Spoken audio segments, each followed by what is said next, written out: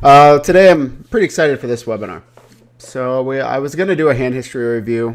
Sunday I got second in $100 60K, and I was going to do a hand history review, which we might get to if we have time, but I don't think we will. We'll probably push that back to next week. But this is something I've been wanting to do for a while, and it's defending versus bets. And the focus of this webinar today is going to be how to develop your thought process for when you're facing a bet. And I noticed with students and in coaching, a lot of people just don't have a solid fundamental framework for how they make their decisions. And it's very important. For example, especially in like high pressure situations. So when you get deep in a tournament, when there's a lot of emotion and a lot of pressure, you really want a fundamental framework for how you handle decision making. And so in order to do that, that's what we're going to work on today, is developing that framework. And specifically today, how that framework is going to work when we're facing a bet, and deciding, do we need to call, and how we want to construct our range to defend against that bet. And so we're going to have a mathematical framework that's going to help us develop. And as you practice it over time, it's going to become more ingrained in your game. And then that way, when you're in a high pressure situation, hopefully your decision-making process doesn't break down. And so you're able to make very, very high quality decisions, even when pressure and emotion is very high. So the goal of today is to develop a thought process for when facing a bet. Thought process, framework, same thing. I'm just using those terms interchangeably. How we break down our defending range versus a bet. Goal 2. And then 3, I didn't change this. It's going to be hand history review, but we're going to go more examples where we're facing bets and working on this framework a little bit. We might go through some hands from the 109, but probably not till next week. So Warlock, save that question and I'll answer it at the end. If I forget, ask it at the end of the webinar. So we're going to start this off with a example to kind of guide our process here. Let me make this bigger for you guys. Is that big enough? The hand? Hopefully it is. It's pretty big. So this was a recently played hand during one of my sessions. I don't even remember what tournament really, but fold to us in the cutoff. We open ace-jack offsuit, button calls, and we go heads up to the flop. Pretty standard stuff. Flop comes 7-5-3 rainbow. We're going to be wanting to check this flop a lot. We don't have a lot of interaction with it. We don't raise a lot of these low cards. We have a really wide range. The button has a wide range. They have position on us, so we want to be kind of careful. We check, and we face this 4 big blind bet from the button. Now, go ahead and take a second and think in chat. I don't care our hand here, ace-jack, and I don't even care about this situation. The question I want to ask you is, what is the first thing that you're going to consider in your framework? What should be the first thing you consider in your framework when you're facing a bet? So in any situation you check, someone bets, what's the first thing you want to process when they bet? So texture, connection with villain's range, opponent's range, how many bluffs does he have, pot odds, can I continue on other streets? All pretty good answers, all very, very important things. The texture and the connection with the villain's range, obviously very important. How many bluffs does he have? Obviously important. Pot odds, very important. Can I continue on other streets? Very important.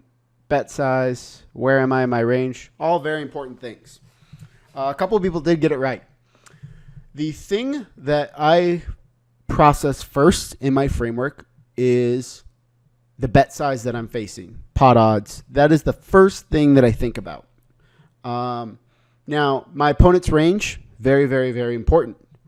But we also don't know what our opponent's range is. We can make a good guesstimate of what Captain Crunch's range is here, but at the very best, we're making assumptions, and there's a chance our assumptions are way off. They could be correct, but it's very assumptive based, and it's hard for us to have concrete evidence of what this range is on the button.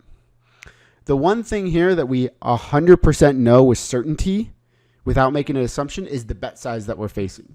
And that's why that I make this my first part of our framework is the bet size we're facing. So right here, we're facing 4 into a 7 chip bet. I think that's about 60%. Let's pull out our handy dandy calculator. 4 divided by, let's see here, what kind of bet are we facing here? So 4.21, why isn't this working? 4.21 divided by 7.03. So 60% bet. So I was about right with that. So first process, how do I structure my thought process? What bet size am I facing here? Okay, that is number one. Let me go back here. So I know that I'm facing a 60% bet here on the flop. And that's what I think personally for me, that's my number one thing in my framework. All the other things that were answered, very, very important. That's where I start. The second part of my framework that I like to implement is I like to figure out what percentage of my range I need to continue versus this bet size. So it goes along with the first size. The first is what bet size am I facing? The second is for me, what percentage of my range do I need to continue against this bet size? Does anyone know what the formula is to figure out what percentage of our what percentage of our range we should be continuing, or what our fold percentage should be against this bet? What is that formula? Does anyone know what it is? What percentage should we be folding here against this bet?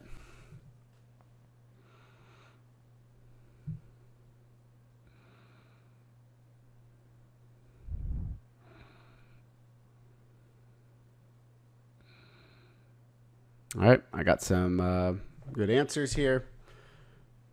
Very, very simple math, right? You don't need a calculus degree.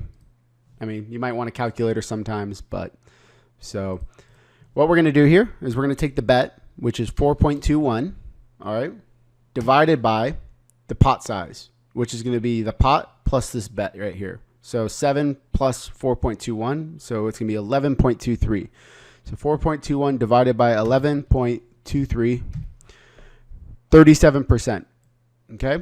And if we take 1 minus that number, 1 minus 0.375, about 62.5%, that is our continuing range versus this bet.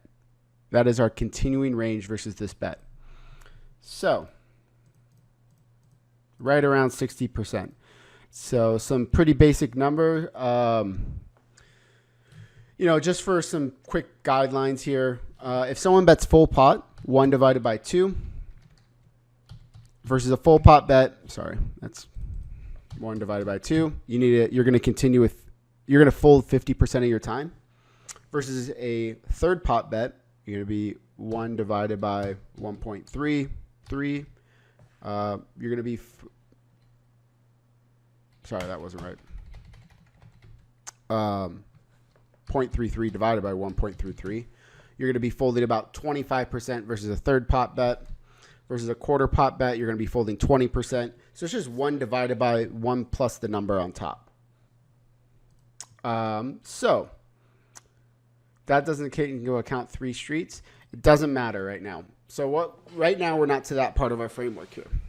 So the first 2 steps of my framework are what bet size am I facing, and what percentage of my range do I need to continue? Okay. So here we go. What bet size am I facing? Half pot bet here. So this is 60%. We need to continue. This was a different hand that I did here originally. So here we're facing a 60% bet. Our fold percentage is 60 divided by 160, which equals, I think it was what, 38%? Yeah, 37.5%, 37.5%, or continuing 62.5% of our range. Okay? So that's the first part of my thought process. And the reason I make it my first part is it's very, very concrete evidence. There's no guesswork. There's no assumptions. Doesn't matter what his range is. This is a simple math problem. Okay. The next part of this question has to do with how we defend. Okay.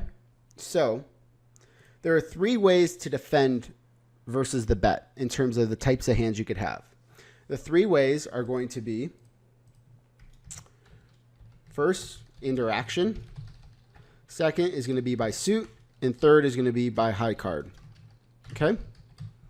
So interaction is going to be the first one. And that's going to be the most common way that you're going to defend versus a bet. So border interaction has to do with pairs, over pairs, straight draws, sets, direct interaction with the board. So the first hands you want to defend in most cases are your pairs, your over pairs, straight draws, sets, etc. And again, I did this for a different hand. So on this board texture, as the cutoff opener here, how much interaction do we have on this 7-5-3 rainbow? Do we have any sets? Do we have over pairs? Do we have any pairs of 7s, pairs of 5s, pairs of 3s, straight draws? What types of interaction do we have on this board texture?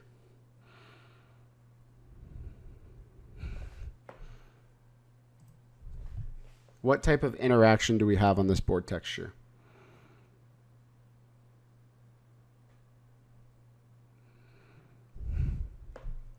So some people are saying a lot. Some people are saying a little.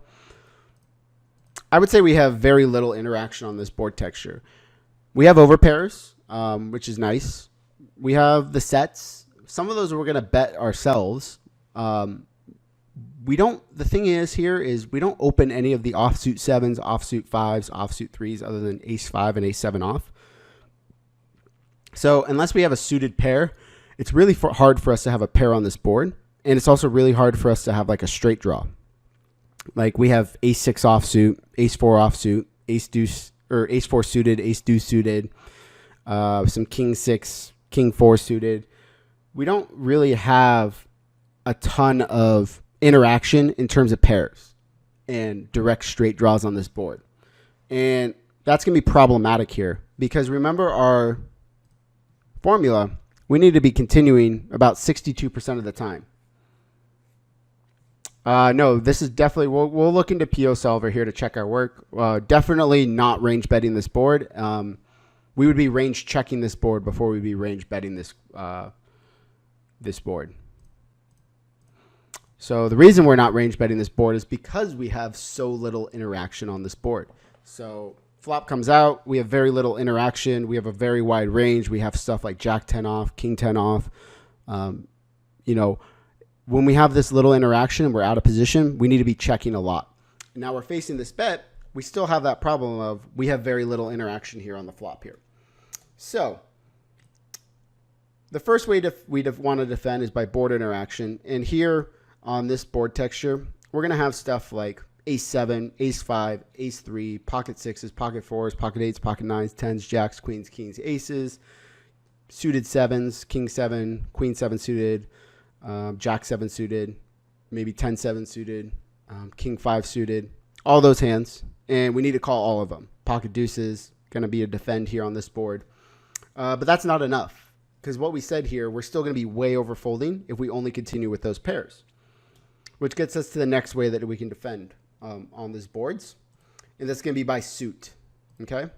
So the second way we defend is by suit and with backdoor draws. So on this rainbow board here, we only have 3 ways to have a backdoor flush draw. So on this board, we can have backdoor clubs, backdoor hearts, and backdoor diamonds. But those are only the suited combinations, and we only have 3 combinations of each. On a two-tone board, so let's say this board was, so 7-5-3. Let's say this board was, 1 second. This is 5-3. So if this board was 7 of hearts, 5 of hearts, 3 of spades, instead of 7-5-3 rainbow, Now we have 7 backdoor flush draws instead of 3.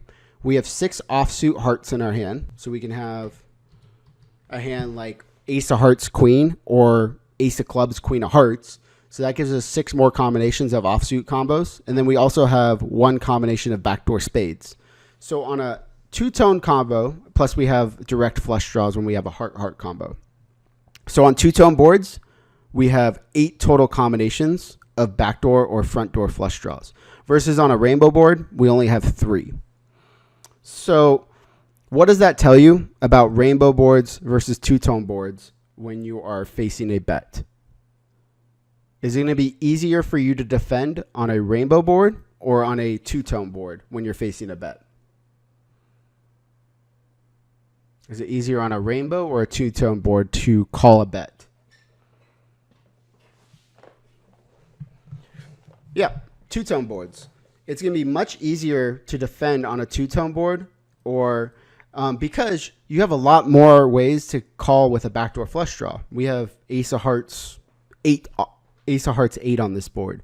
We have ace of hearts 9, ace of hearts 10, ace of hearts jack. We have so many ways to make a backdoor nut flush draw here that we can continue with. Versus on this rainbow board, we only have 3. On the 2-tone board, we have 8. Okay. The other way someone said it is you should attack rainbow boards more. That's the same reason, because it's harder to defend on rainbow boards because you don't have as many backdoor draws. Okay. Monotone flops. So if this was 7 of hearts, 5 of hearts, 3 of hearts, we have 7 ways to defend by suit. Okay. 6 offsuit. So we still have those offsuit combos that have a flush draw. And then we have the 1 flopped flush. So I realize I cheated. I had the answer to my question on my PowerPoint here. Hopefully you didn't cheat. Hopefully you guys got that right. Rainbow boards, it is difficult to defend by suit on rainbow boards. 2-tone boards, it's much easier to defend by suit. All right. So once we figured out our board interaction, and then we figured out our suit interaction to figure out how we want to defend, the final way we need to figure out how to defend here is by high card. And this is where it gets ugly. Okay. High card, self-explanatory. If we don't have much interaction with the board and we don't have enough backdoor flush draws, we will need to dip into our offsuit high card hands. So on this board, which is 7-5-3 rainbow, we will likely need to call some ace-jack offsuits, ace-10 offsuits, ace-queen, ace-king, king-queen offsuit type hands in order to not overfold. Okay? So, in summary, what size of bet am I facing? This is our framework here. Our fold percentage is our bet divided by the bet plus the pot.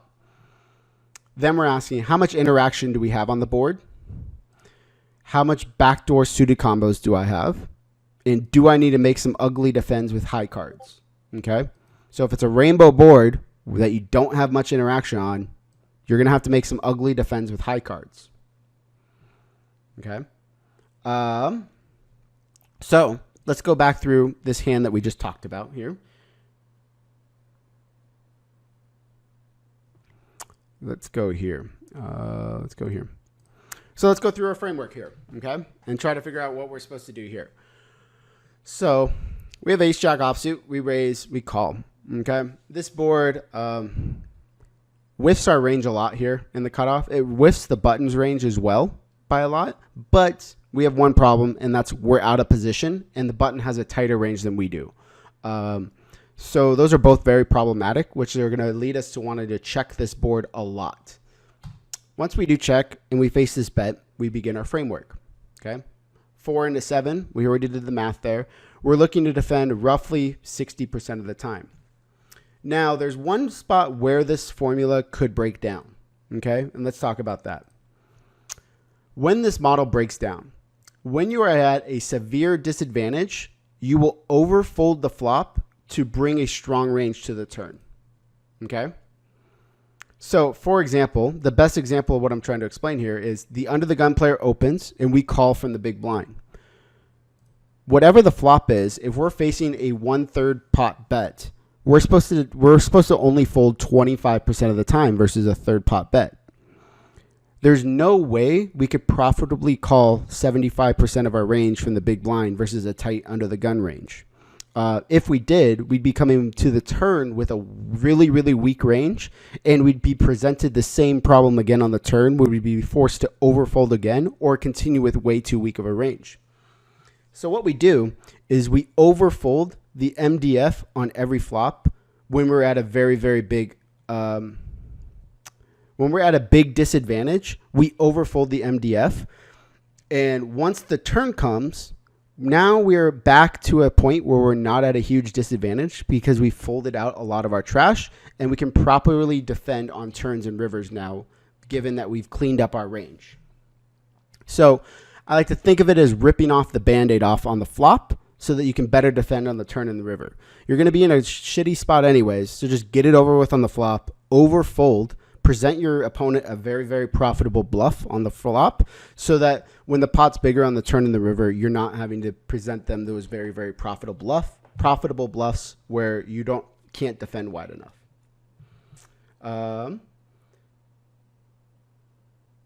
So can we use formula pot divided by pot plus bet for MDF percentage needed to call? Yes, it's just 1 minus is your call percentage. Why would the button have a tighter range than us? The button's going to have a tighter range with us because they can't call as many hands because they still have 2 other players left to act.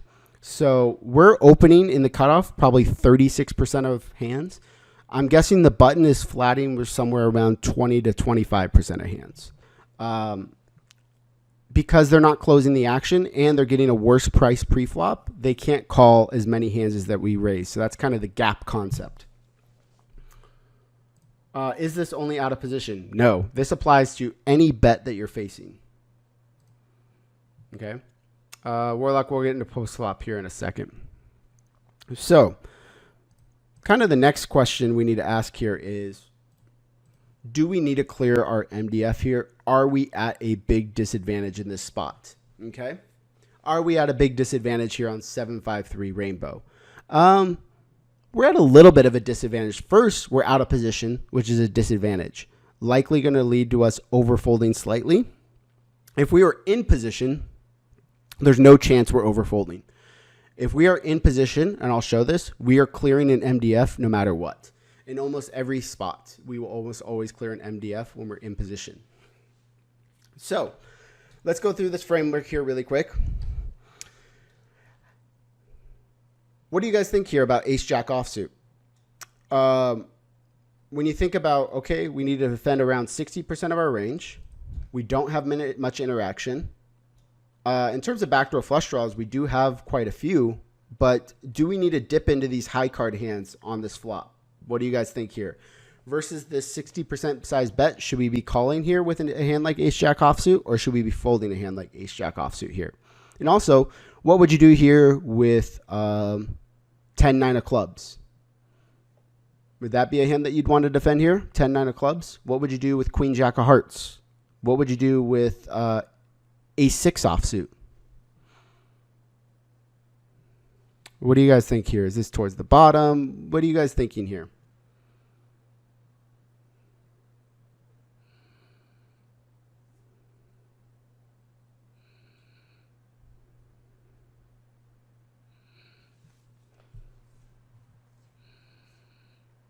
So Evan says, seems like ace, king, ace, queen, or suited aces with backdoor flush draw would be better options.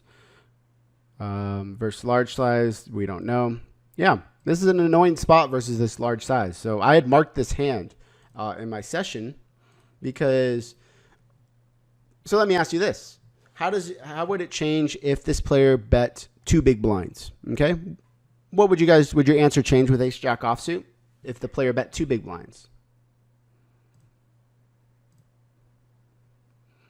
What would you do with king-queen offsuit if you're facing a 2 big blind bet?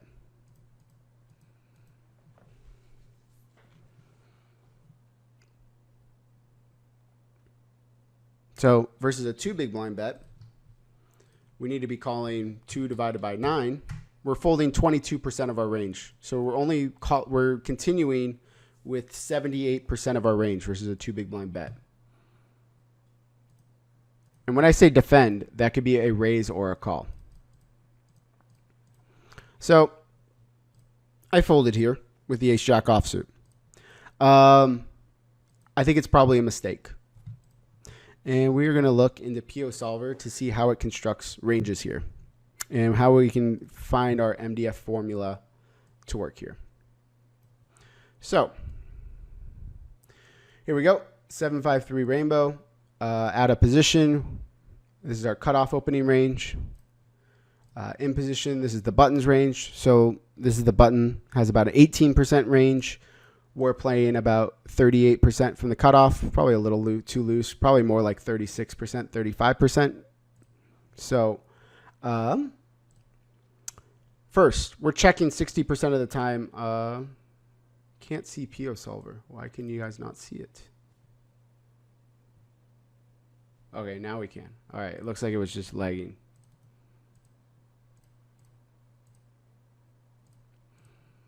All right, you guys can see the PO Solver now, right?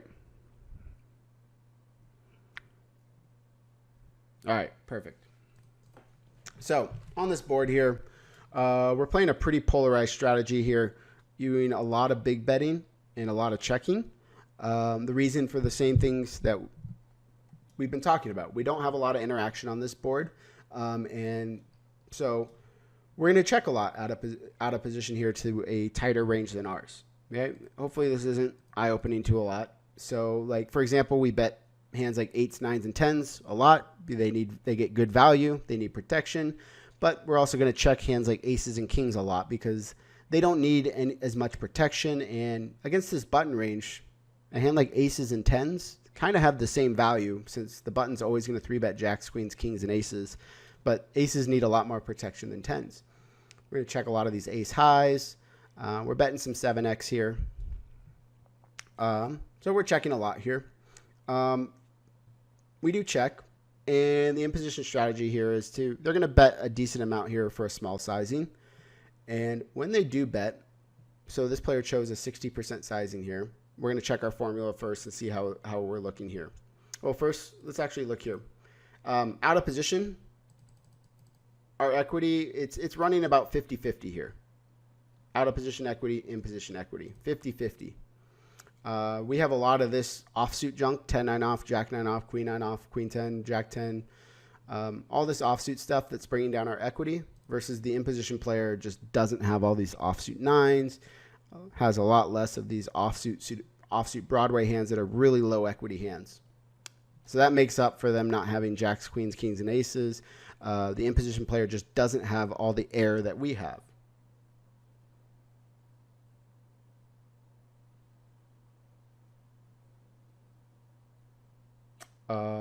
Someone wants me to show the input so they can pause it later. There you go. You can go back and watch the replay on the website and do that there. So when we check and we face this 60% sizing that our opponent used, we're doing some overfolding here on this board. And so let's see what our formula should be. 60 divided by 160. We should be folding about 37.5%. We're folding roughly 44%. So we have a modest overfold here. Makes some sense because we're out of position. So that's where that little bit of overfold is here. But let's go through our little framework here. And this is kind of how PO Solver constructs ranges. So let's go by pairs. We'll go here to the Range Explorer. Okay. So this is our range right here. And I'm going to click through it. So we don't have any straights. You can see up here, 0% straights. Our sets, never folding. Okay. We're continuing all our sets. That's 1.5% of our range. Over pairs, we're never folding an over pair. Okay.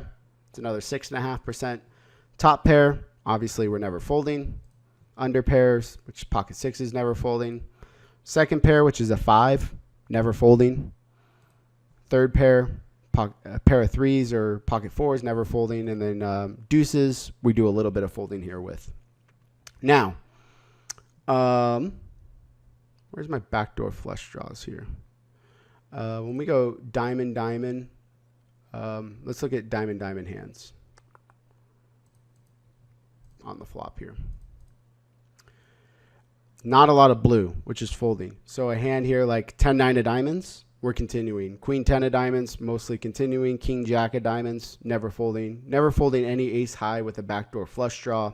King high with a backdoor flush draw, pretty much never folding. 10-9 of diamonds, never folding. So you can see here, we're pretty much never folding with a backdoor flush draw on this board and 2 overcards. So that's our by suit. We continued by interaction, and we continued by suit.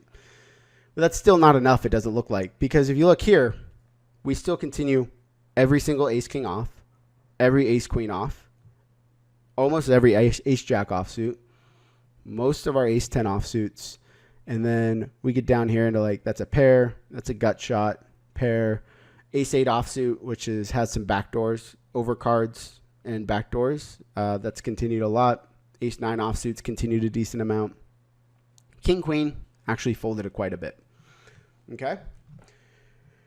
So we do have to continue some high card hands on this flop. And this is versus the bigger sizing. If we go to a smaller sizing, here, we're going to go to 30 divided by 130. We should be folding 23%. We're folding about 32. So again, we're at a overfold here slightly. We're still defending all those backdoor flush draws. We're playing it the exact same. But now if you look, king queen offsuit, pretty much in there. King jack offsuit's in there a decent amount.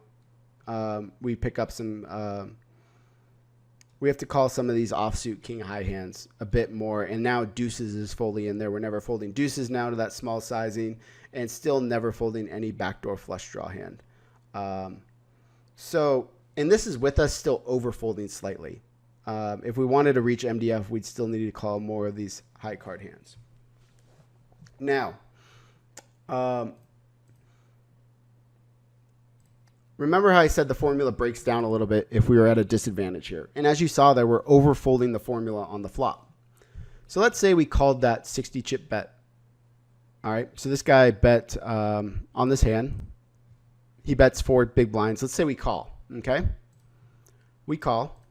And let's say the turn is a deuce of spades, complete brick. We check. And let's say this player bets 132, which is another 60% pot size bet.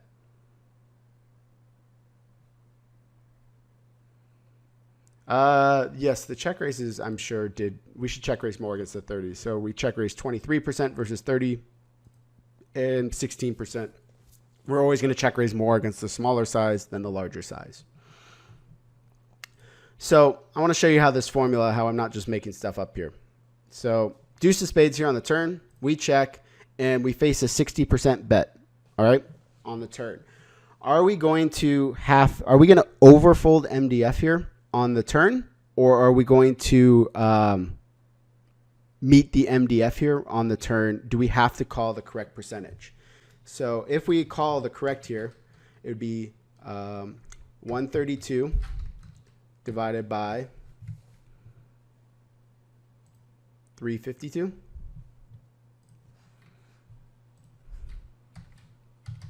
So we should be folding 37.5%. So it's the same percentage. Are we going to overfold again on the turn on this deuce of spades, or now are we going to meet the MDF?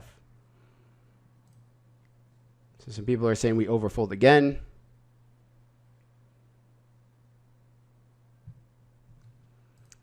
So we bet 132. We are calling exactly at the MDF now on the turn. Okay, and what Lewis said was exactly correct. We overfolded the flop so that we can now meet the MDF on turns and rivers. Okay, so this is going to get really, really, really tricky on the deuce of spades now. Okay, because first now we have interaction as our first way to defend, and we gained no more interaction on the deuce of spades, right? None of our range improved other than like ace 4 on this deuce of spades. Now we don't have any suits, right? We can't defend by suit on the turn, can we? Is it possible to defend by suit on this turn card? 7-5-3 with the deuce of spades. Nope. So how do we defend now? How do we have to defend this turn bet?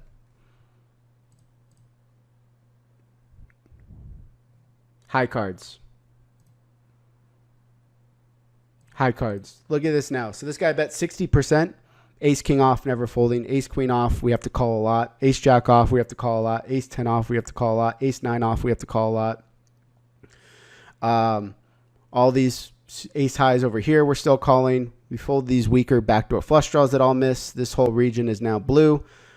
Pair of fours, you know, king 4, which is an open ender, we can't fold. Not folding a pair of 5s, not folding a pair of deuces, not folding a pair of 3s.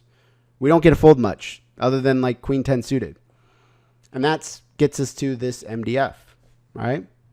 Let's say we call again. Jack of diamonds on the river. We check. This guy shoves for 308. Do we meet the MDF? Or do we overfold?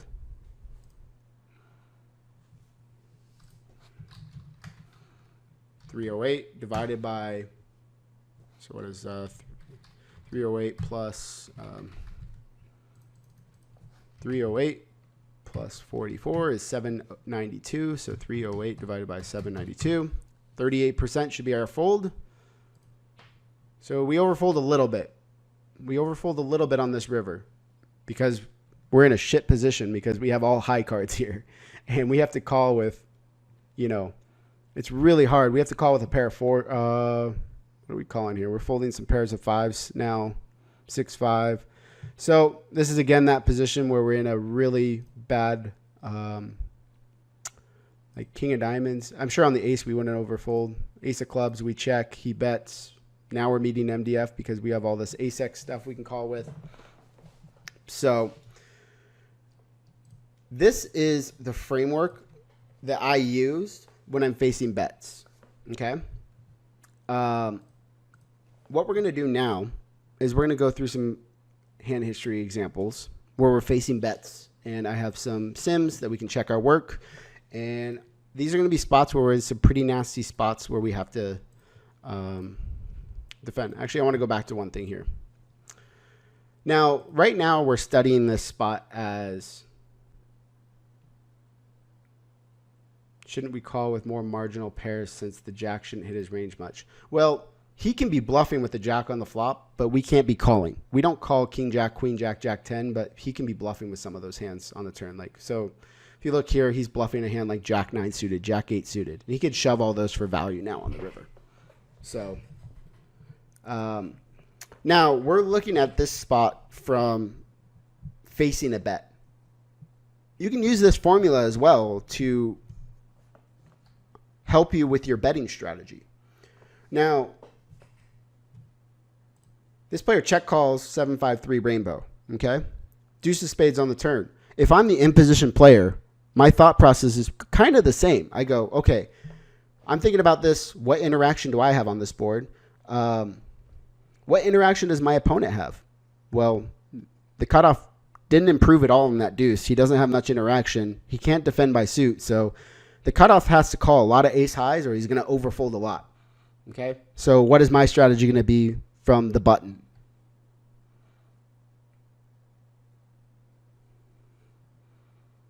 Yeah, I'm probably going to overbluff against population because I know population isn't finding all these calls with ace 9 suited here. They're not finding all these calls.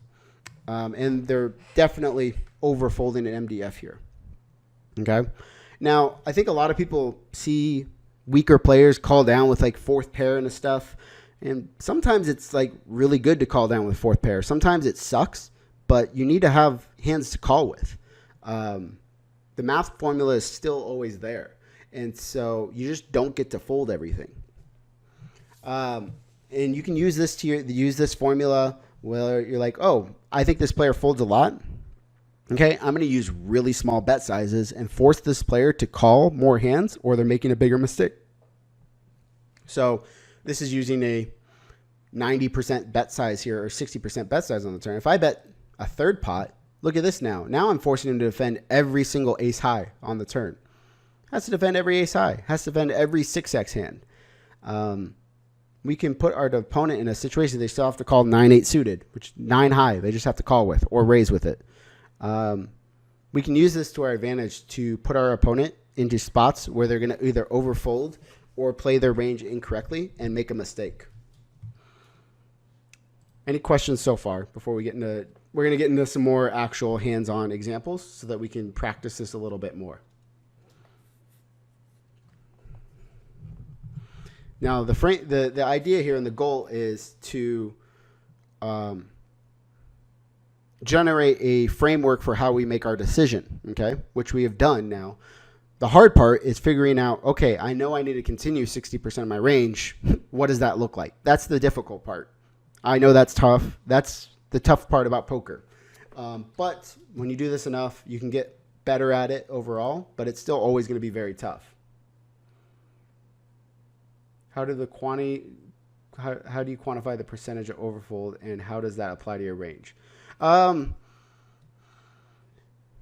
overfold, it's just like kind of it's a feel thing, not a feel thing, but it's like, in a spot where, okay, this player's range is way tighter than mine, I'm probably going to overfold here. Or this player on boards where it's hard for them to have a lot of bluffs, like all their bluffs have showdown value, where they're going to be checking a lot, spot we're probably going to overfold. The calling doesn't make sense to me. We are calling with non-clean outs. It's not about outs. It's just about we're calling with ace jack high because it's a really good hand still on this board. It's hard to have a pair on this 7-5-3 board, and we're bluff catching here with ace jack high. We're not really calling as a draw, but we still have like ace jack here on the turn still has 41% equity. Still a okay equity-ish hand. It's not like a trash hand here. Audio breaking up. Did it come back? Can you guys hear me okay? Let me know if you can hear me.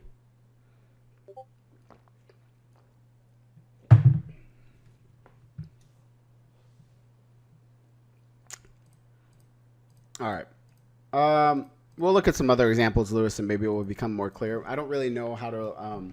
it depends. It's all by situation. For example, when you're in the big blind, you might be folding 50% of your range against a quarter pot bet. That's a massive overfold. So the amount you're overfolding really depends on the situation. So what we're going to do here is set up my poker tracker.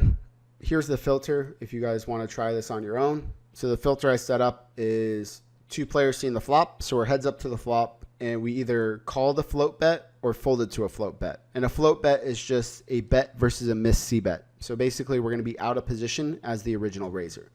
That's what this filter is set up as. So this was the hand we just looked at. Let's go to this hand. This is what I wanted to look at. Okay. Replay hand. So in this hand, okay, we got 9-8 of spades. Cutoff versus big blind, 30 big blinds. Pretty similar spot. We raise the 9-8 of spades.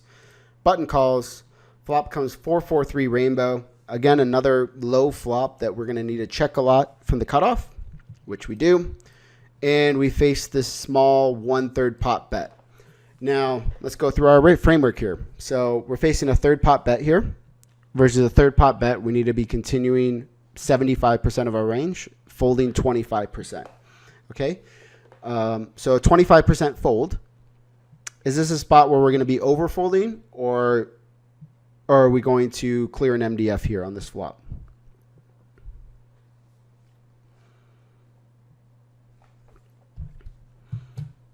I'm guessing we're going to overfold a little bit because we're out of position, and we have a lot of shit in our range, like Jack 10 offsuit and 10-9 offsuit.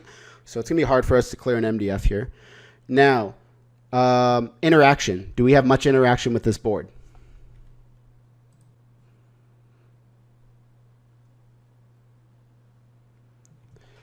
Not a lot of interaction here. What about suit? Do we have... what are you guys doing here with... this hand, 9-8 of spades. What are you doing with here with 9-8 of spades? Are we calling or folding? Or raising, I guess. Are we defending this hand by either raise or call, or are we going to fold it? What are we doing with... what are we going to do with ace-6 offsuit here? Ace-6 offsuit, what are you doing? Folding. Okay. Ace-6 offsuit, you guys are folding. What are you doing with king-queen off?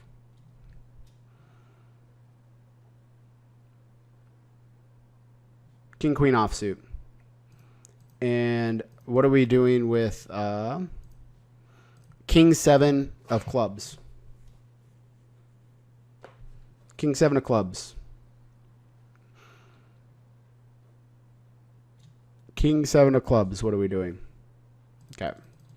Okay, most people saying call. All right, I think I ran this one, so let's look.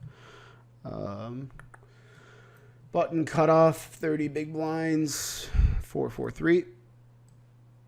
All right, so here we go. Very similar setup here.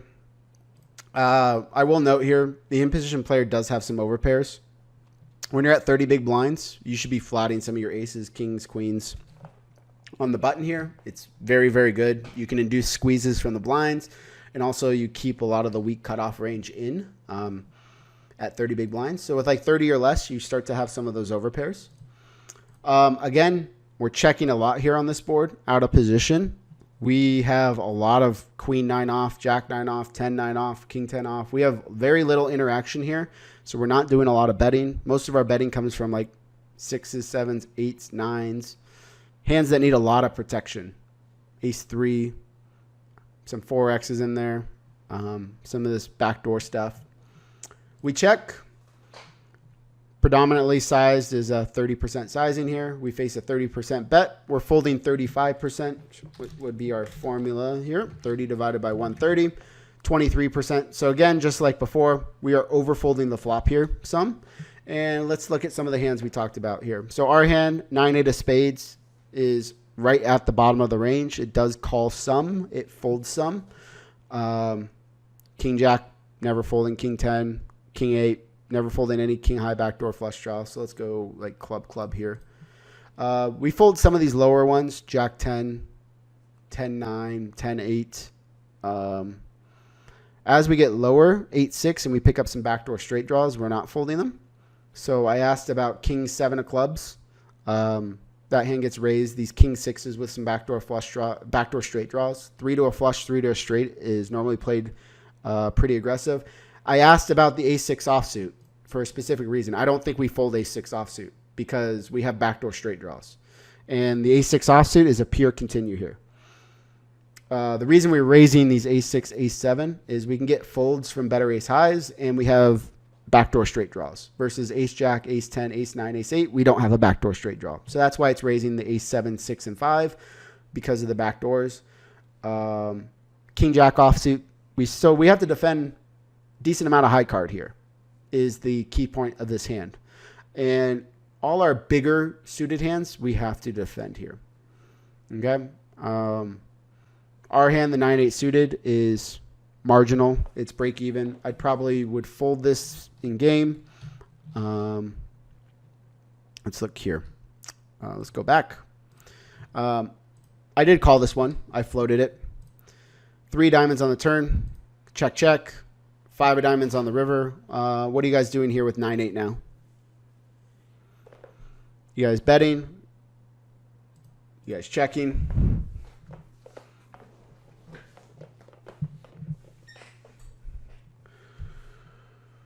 Probably bluffing this one. I'd check a lot of my ace highs. I'd check a lot of my king highs. The important thing to remember here is how wide did we defend the flop? All right. How wide did we defend on the flop here? Really wide, right? We called a lot of stuff like king jack, queen jack suited, jack 9 suited. We called a lot of that stuff. So can we bluff all of it? We have to be very, very careful here with our bluffing frequency because we have a lot of shit in our range. So I think this one I'm going to bluff just because it's towards the bottom. I think it's a pretty good one to bluff. I did, and our opponent folds. Does our opponent have to clear an MDF here on the river? Does our opponent have to call MDF here on the river?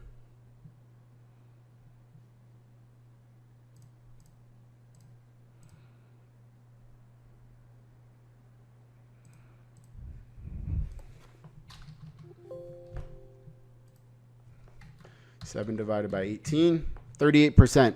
Does the opponent have to call 62% here?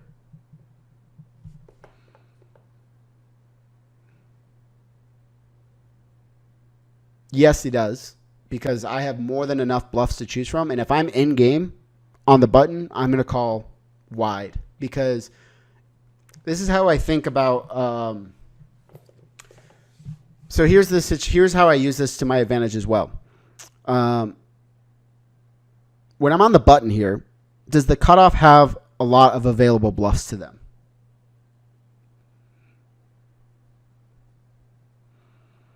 I would say yes. It's really easy for the cutoff to be over bluffing here, because they have a lot of these backdoor flush draw hands. They have a lot of like Jack 10 suiteds they called on the flop. Let's see here. It went check, check. Went bet 30. We called. Went the 3 of clubs. Check, check. And then the river was the 5 of diamonds. 5 of diamonds. 9-8 suited. We're pure bluffing here. If you look here, we're not bluffing any king highs, basically. We're value betting some ace highs, actually. There's some ace high value bets in here, it looks like. But all this low stuff here is all red. We're just bluffing all of it. We do bluff like the 60% sizing. And if you looked here, they are continuing about 52%. So it looks like they overfold some. But some king highs still have to call us here on the river. Every ace high still has to call. But the key point of this hand and why we're looking at this stuff today is how wide we have to call here versus the small bet on the flop.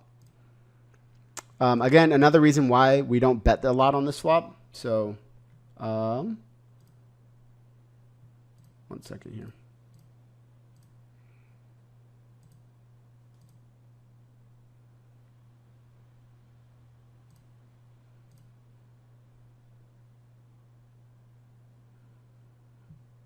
So if we bet here out of position, so 4-4-3, we're supposed to play a heavy check here.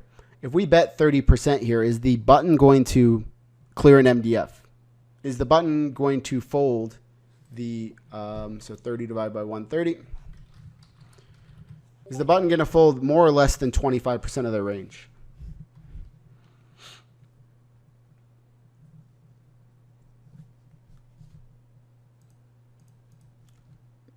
This is why we don't bet a lot. They don't fold very much. And the reason they don't fold is it's very easy for them to defend. They're actually only folding 11% of their range here. The reason is they're in position, so they have an advantage. So they're going to underfold the MDF, and they're not folding any of these ace highs, some king jack offsuits, suited nines. They're going to put us in the cage later on in the hand. And that's why we don't bet here a lot, because we want the pot to be small if they're going to put us in the cage, because it's easier to bluff catch when the pot is small rather than when the pot is large. So this is why we're not doing a ton of betting out of position on this board texture. Let's go move on to the next hand. We'll get a few more examples here. 9-8. We raise the ace 5 of clubs here. Cutoff, button calls, Jack 10-4. I choose to check this one. Our opponent bets. Now, on this board, what has changed now? Let's go through our framework here. So we're facing a third pot bet, which is the same as we've been facing. So we should be folding around 25% of our range. But what's different on this Jack 10-4 board? Do we have interaction now? So now on this board, we have a lot of interaction here. We have all the offsuit 10s, all the offsuit jacks. We have stuff like 9-8, queen 9, king 9, ace queen, ace king, all have straight draws, etc. So what are we doing here with a hand like king 5 of hearts? What are you guys going to do here with king 5 of hearts? Facing the bet.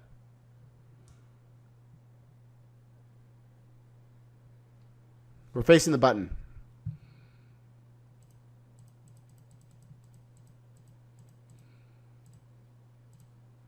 I'm guessing king 5 of hearts is going to be pretty indifferent between call and fold. because now we have so much interaction that we don't have to dip into backdoor flush draws as much. I don't think we're folding ace high backdoor flush draws. We can call all those. What are you guys doing here with 6-7 of spades? What are you doing with 6-7 of spades here? Andrew Wither says, I think I fold far too much looking at this webinar. That is the point of this webinar, is to point out to everyone here that you guys fold way too much. And if you watch Jonathan's, like, watch these live streams of like Jonathan and Faraz, myself, we do a lot of betting. The reason we bet a lot is because people fold too much, okay? Especially on flops and turns, they fold way too much. So 7-6 of spades here, we can fold on this flop because we have enough interaction that we don't need to peel with some pretty poor hand like 7-6 of spades here. So I would fold 7-6 of spades here in game. I didn't run this hand in a simulation, but ace-5 here, I just fold. Let's look at another one here. This one here. I looked at this one. Okay. We raise king, queen off. Button calls. 5-3 deuce, all spades. What are you guys doing here? You guys checking a lot or are you guys betting a lot?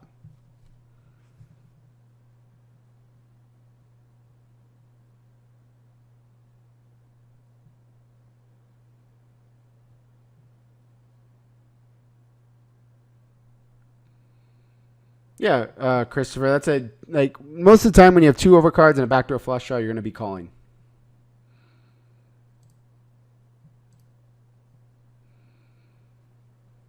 Yeah, if you call with something and you face a turn bet, then you can fold it on the turn. That's fine. So you guys betting here a lot or are you guys checking here a lot with your range? What are you guys doing here with ace jack of clubs?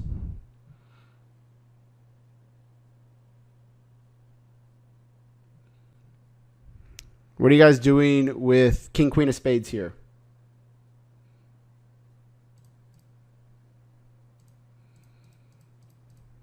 If you had two options here, okay? If I gave you two options here, you could bet everything or you could check everything. What option would you like? Would you rather bet everything or check everything?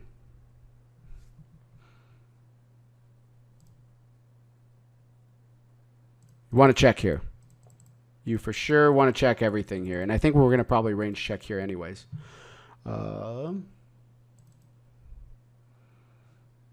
So let's go here. We'll just go through the hand. Check. Face a small bet. I call. 7 of spades. I check. Face a larger bet. I call. River 10 of hearts. Check. This guy checks. We beat ace 10. Okay. Let's take a look. We're range checking this board. Okay. Again, out of position. We don't have much interaction on this board. And it's also a monotone flop. We play monotone flops. We want to play them very, very passively because we're drawing dead a lot of the time. You can be just drawing dead. The in-position player has a flush here 10% of the time. Like almost 15% of the range is a set or better. If you count overpairs, it's like almost 30% of the range is overpairs and flushes and sets. Overpairs, flushes, sets make up about 30% of this in-position range. We're already at a disadvantage because we're out of position. I tend to play these as a pure check. We check. We face a small bet. We're overfolding slightly, 30%. If you look here, interaction, we're never folding a 5, never folding a 3, never folding a deuce, okay? Never folding a straight, obviously. What are we doing with the single spade? It's over here. If you look here, these are all green. We never fold with a spade in our hand. Okay, so that's suit. It's easy on this board. Okay, nothing heroic on these suit boards. Very easy strategy. King 10, 10 of spades, you call. Ace 9, 9 of spades, call. Okay, don't have to do a lot of heroic stuff. We do defend some ace jack offsuit, ace 10 offsuit, ace 9. There's a little bit of high card stuff in there, but no king queen with no spade. Just some of these, a few of these ace highs with no spades, but everything else is just pretty clean. It's all has a spade in it or a pair. Okay. He bets. We called. Turn was the 7 of spades. We checked. He bet. We call with a flush. We fold some of these pairs with no flush. We call, and then the river bricked out. If you look here, pretty clean strategy. Nothing too heroic. You call when you have a flush or you have a pair, basically. And so the point was, remember how I said these monotone boards and two-tone boards are a lot easier to defend with? You don't really have to do anything very heroic. You saw on the flop, we call when we have a spade or a pair, and we fold when we don't. It's much easier for us to defend on these monotone flops. All right, let's find a, how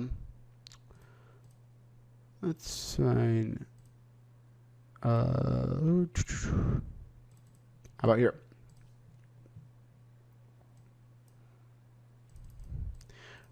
Cutoff versus button again, pocket sixes, A7-3, three-tone. What are we doing here on the flop? We checking, we betting.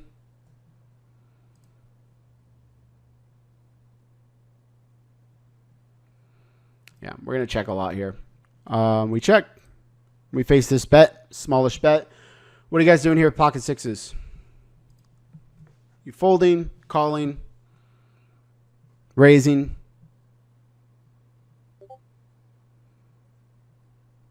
What are you guys doing here with 7-8 of hearts?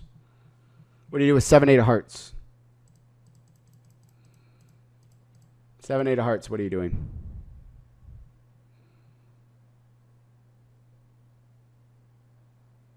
Okay, most people are saying calling. I like that. I would fold sixes here. 7-8 of hearts, I would call.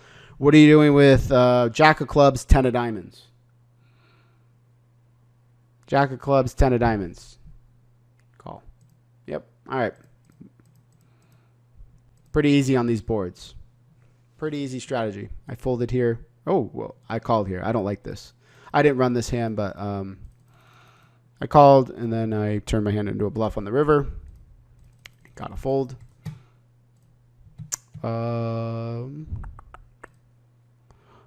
Let's see.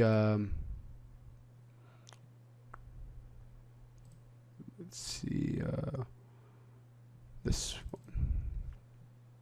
Ran this one. This is the original example I was going to use. Okay. We raise an early position with A7 of clubs. Get called by middle position. We're pretty deep, 65 big blinds. Flop comes 7-4 deuce.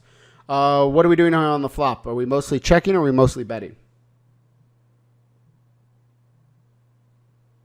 Mostly betting or are we mostly checking?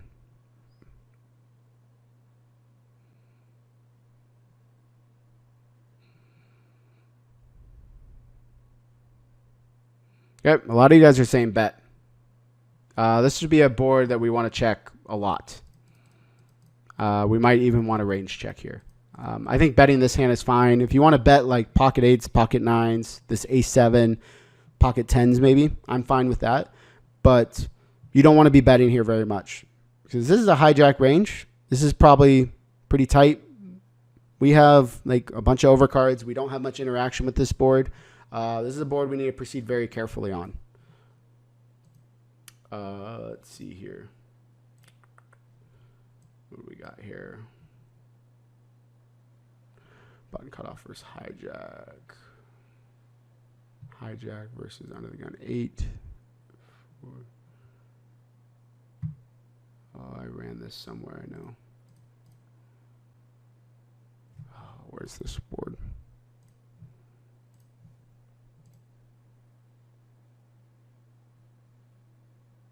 Here we go. All right. Yeah, pretty much we want to check a ton here. Out of position here. We are at a range disadvantage here, right? We're at like 46%. So you guys that you're saying mostly betting, it's pretty much a range check here. When you get flatted by a position that's not the big blind, you're going to almost always be doing a lot of checking. We do check. We face this very, very frequent small bet. What are you guys going to do with Queen Jack of diamonds facing this bet? Facing a, let's say facing a 30% bet, what are you doing with Queen Jack of diamonds?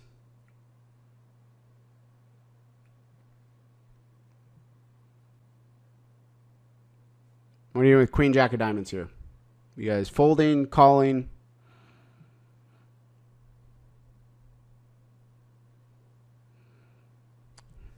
People saying raising, call with 2 overs.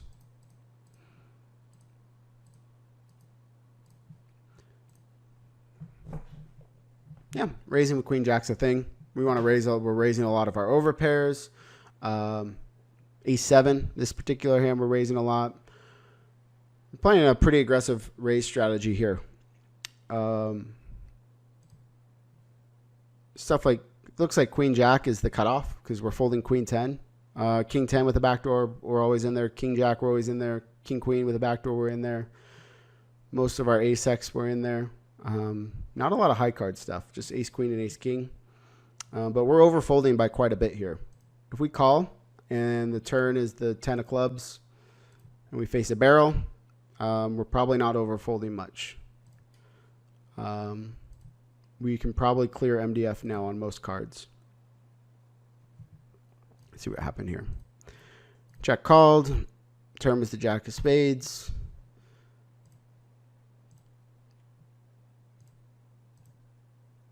If I face this big bet, this over bet here, what are you guys going to do with ace-7 here? If I faced a 120% bet on the turn here, what would you guys do with ace-7? So this player bet, if they bet 17 big blinds here, what are you doing with ace-7? Mostly with check raise here on the flop, yeah. But so a lot of you guys are folding ace-7. If you guys are folding ace-7, what are you calling with? Let me ask you that. What are you going to call this bet with if you're folding ace-7? Most of you guys said fold. Most of you guys said fold here with ace-7. What are you going to call with? Think about it.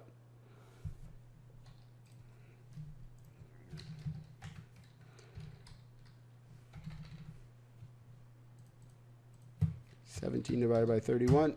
Still got to call 45% of hands. Still got to call 45%.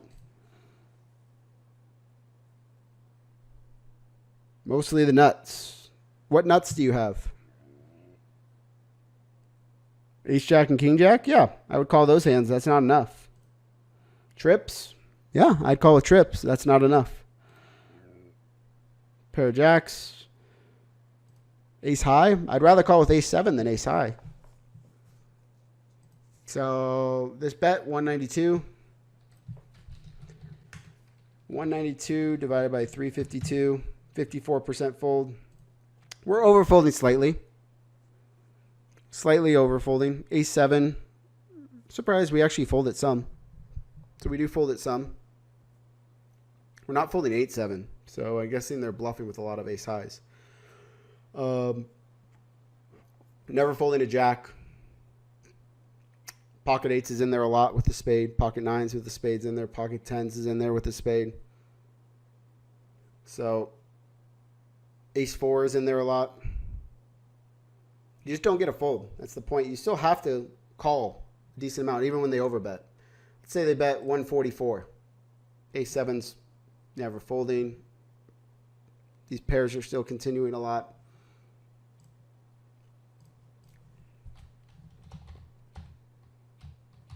I went check, check. Queen of clubs, queen of diamonds on the river. I went for a small value bet. Pocket 9s.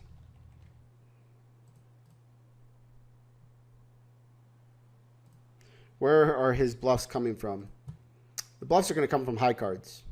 Hands with 2 overcards. That's the wrong sim. I can close that. Close that. The bluffs here are coming from hands like Queen 10, King Jack, King Queen, Queen Jack, flush draws, Ace Jack, Ace Queen, King Queen. Hands with 2 overcards. Ace 8, Ace 9, Ace 10, Ace Jack, Ace Queen. These hands are betting to clear up their equity. When they barrel us with ace nine suited, we're folding hands like ace king and ace queen. So that's why they're barreling with a lot of the ace highs to clear up their equity. But basically just overcards.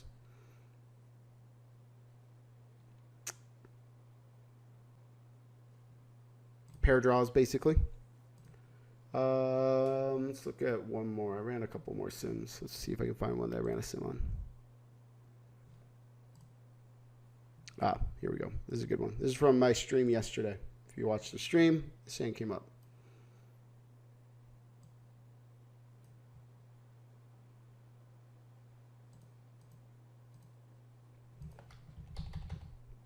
We raise with eights. The button calls.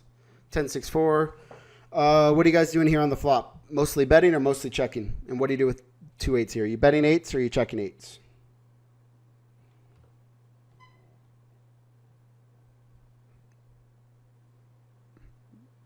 Okay.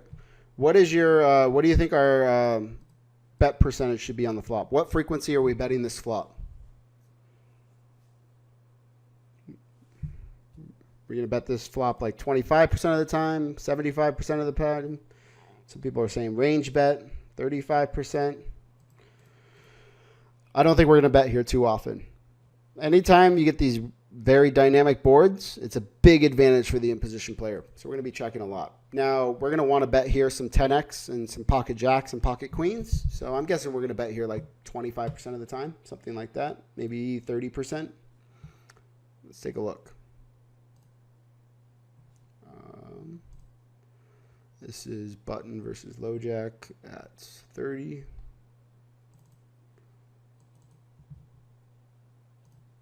Okay. 82% check. Basically, the only hands that are betting are like pocket jacks, ace 10, some king 10, pocket kings, pocket queens, 10x. Eights is pretty much checking always. So again, see you guys get the theme here. Betting some set of fours, but we're checking fours still mostly. Remember, if you're checking the flop a lot, you got to check good hands. So fours, sixes are checking a lot, tens are checking a lot, aces are checking a lot. Checking a lot of these hands. King 10, queen 10, jack 10. Okay. Let's see what happened here in the hand. Check. We face this bet. We are folding eights.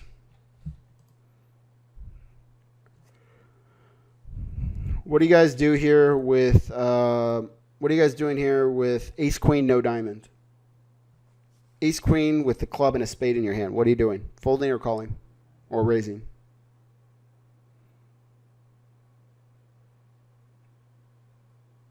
Okay. Most people are saying call. A couple of people are saying folds. I think I'd fold ace queen, but that might be an overfold. Are we going to fold any hand with the ace of diamonds or the king of diamonds in it? What are you doing with king of diamonds jack here? King of diamonds jack, what are you doing?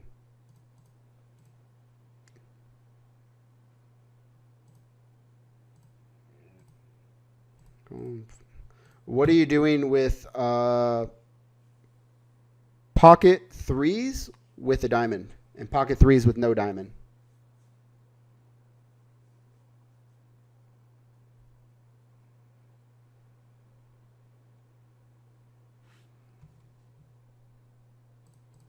All right, let's take a look.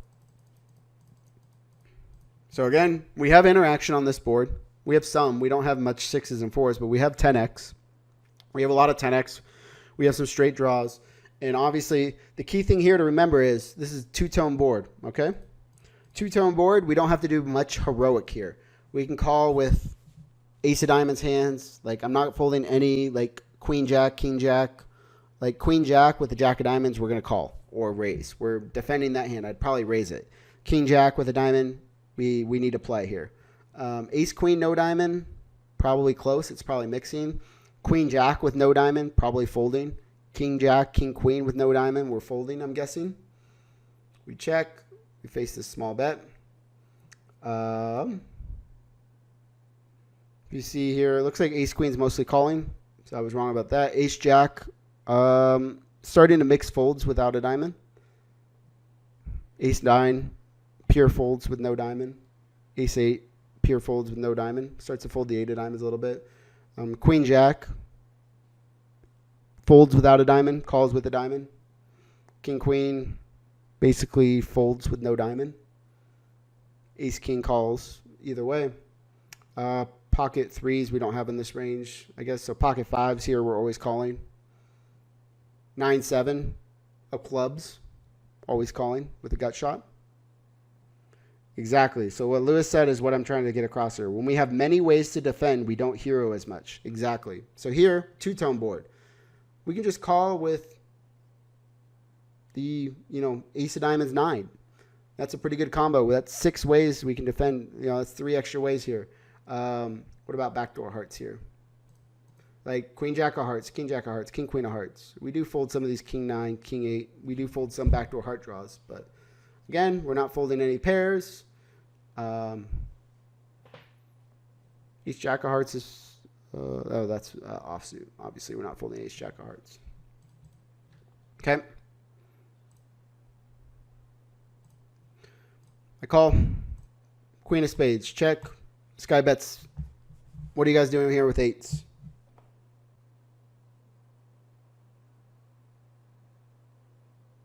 What are you guys doing here with pocket 8s?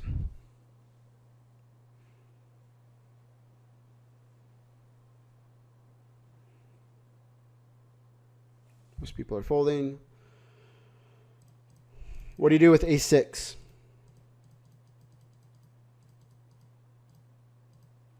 Ace 6, what are you doing?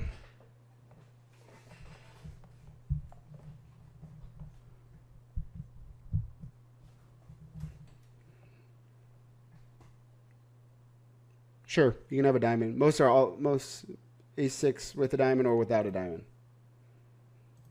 I would call with both of them, to be for what it's worth. What are you doing with ace king here and ace jack? Ace king and ace jack, no diamond.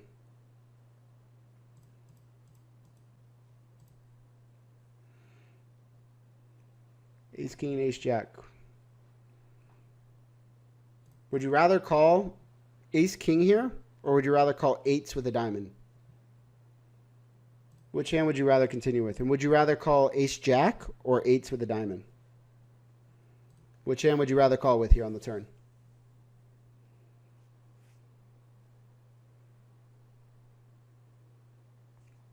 Ace king or ace jack, or pocket 8s with a diamond?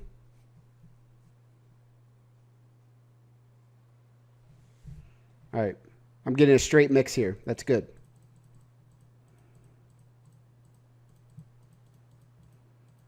Crap. I called. Then the hand was pretty easy. He shows over king jack. Let's go through here. We bet. Check. Bet. Call. Queen of spades. This will be our last hand.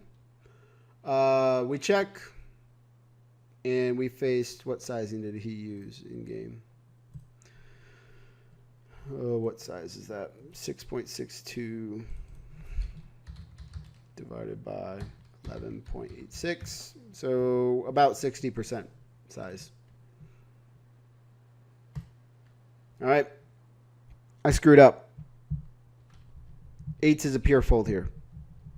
But there was a reason I asked here. Ace king is almost mostly calling. Ace jack, mostly folding. Ace king, mostly calling. Why are we mostly calling ace king? Way more combos of ace king here than we are calling pocket 8s. Why are we calling ace king more than we are pocket 8s? Pocket 8s has a pair.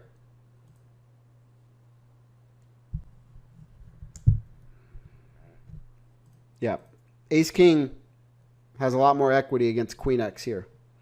Ace king has equity against a set of 6s here. We can still win the pot with ace king against a set of 6s. We're drawing dead with 8s against pocket 10s. Okay? So let's look at our fold frequency here. Are we clearing an MDF here? 96 divided by 256. 37%. 37%. The math worked out. You guys see this? 37% fold. We're folding 37% right here. So this is for me to show you guys that I'm not making up some mumbo jumbo. Like This is how like the mathematical model works in like a GTO model. So PO is picking the best 64% of hands to continue with here on the turn. So that means the reason we're folding 7s, 8s, and 9s, but calling with ace-6. So we're folding 7s, 8s, and 9s, but calling with ace-6 and king-6. Why are we folding those fans? Why are we doing that?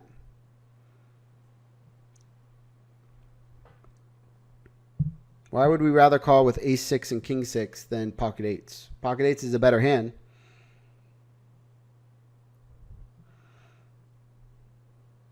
So, yep, they have 5 outs versus 2. And there's one more reason. Why is ace-6 a better call than 8s? No one said it yet. No one said it yet.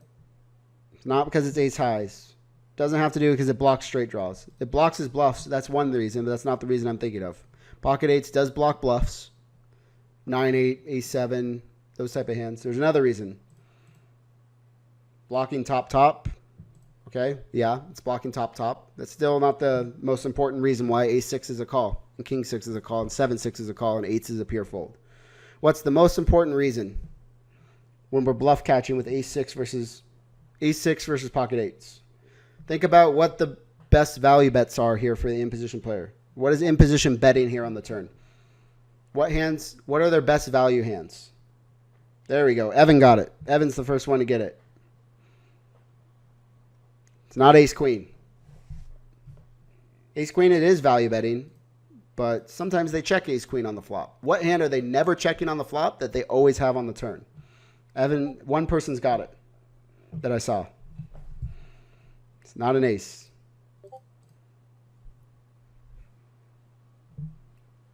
Pocket 6s. Pocket 6s is a big part of this barreling range. Pocket 6s and pocket 4s. Are big parts of the range here that's barreling us on the turn.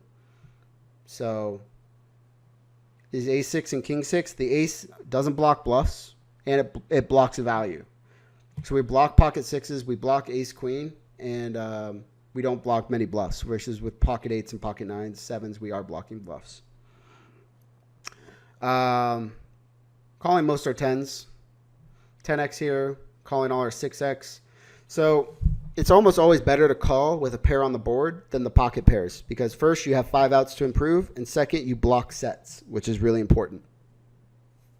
And I'll repeat that again.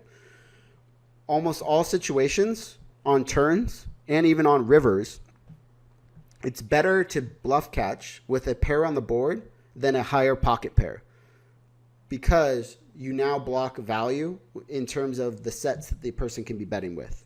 Does that make sense?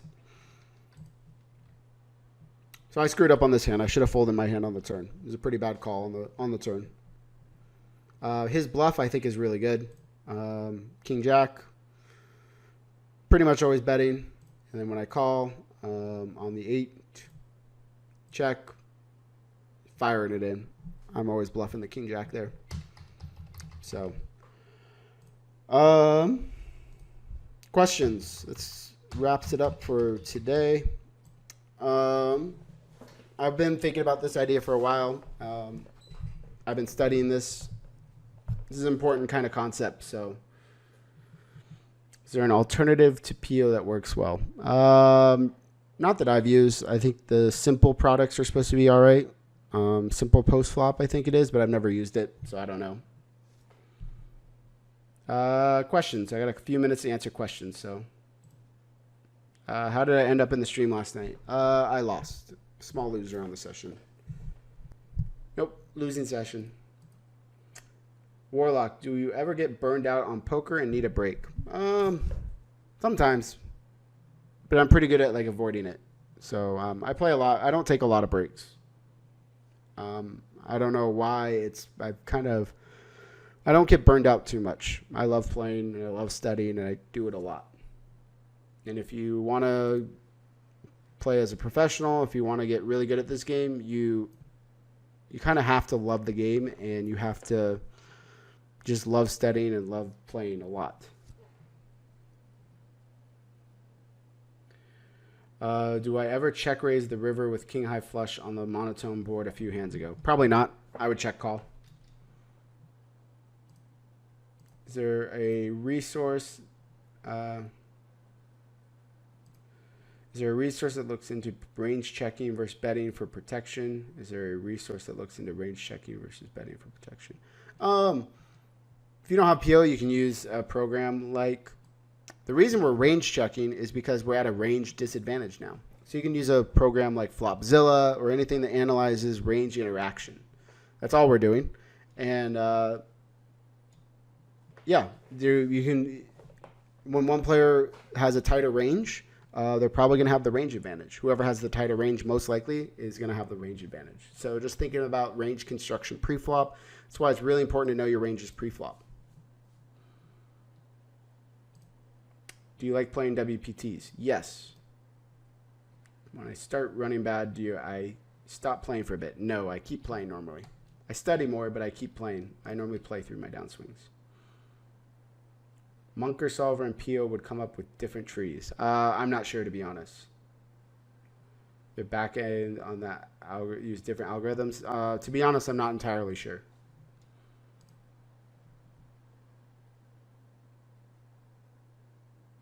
No. Does PO choose the same combos to defend for a same situation where you're shallow stacked and deeper stacked? No. When we're shallow stacked, playability on turns and rivers isn't as important. So having backdoor draws isn't that important when we're shallow stacked. When we're deep stacked, so for example, when we're shallow stacked, we'd rather defend a hand like King Queen offsuit on a low card board. But when we're deep stacked, we'd rather defend with like a suited ace that can backdoor the nuts. How do I recognize running bad or playing bad? I think people a lot of the times mistake downswings for, they normally start as a downswing, but then you just start playing bad. So most people just play really bad when they're in a downswing. So being able to recognize when you're playing bad is important.